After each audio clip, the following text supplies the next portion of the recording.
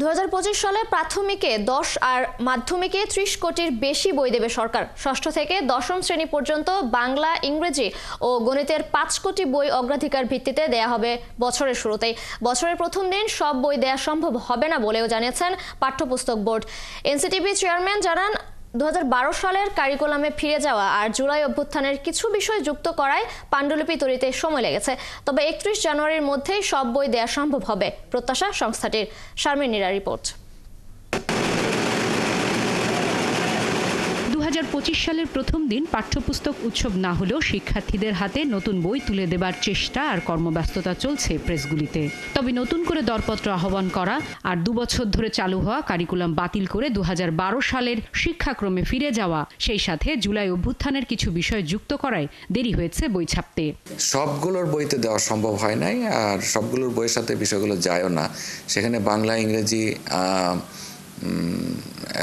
ধর্মের বইগুলোতে কিছু আছে, সেই সামাজিক বিজ্ঞানের মানে বাংলাদেশ ও বিশ্ব পরিচয়, পৌরনীতি ও নাগরিকতা এবং ইতিহাস ও বিশ্ব সভ্যতা, এই জাতীয় বইয়ের পেছনের কন্টেন্টগুলিতে এরকম দেওয়ার হয়েছে। তবে 1971 কিংবা ইতিহাসের কোনো বিষয় বাদ দেওয়া হয়নি বলে জানান এনসিটিভির চেয়ারম্যান। 71-এর যে আকাঙ্ক্ষা, সাম্য, মানবিক মর্যাদা, সামাজিক ন্যায় বিচার, এই আকাঙ্ক্ষাগুলি জুলাইতেও প্রতিফলিত হয়েছে। সুতরাং 71-এরই এই অসমাপ্ত কাজগুলির কিছু অংশ জুলাইতে হয়েছে বলে মনে হচ্ছে।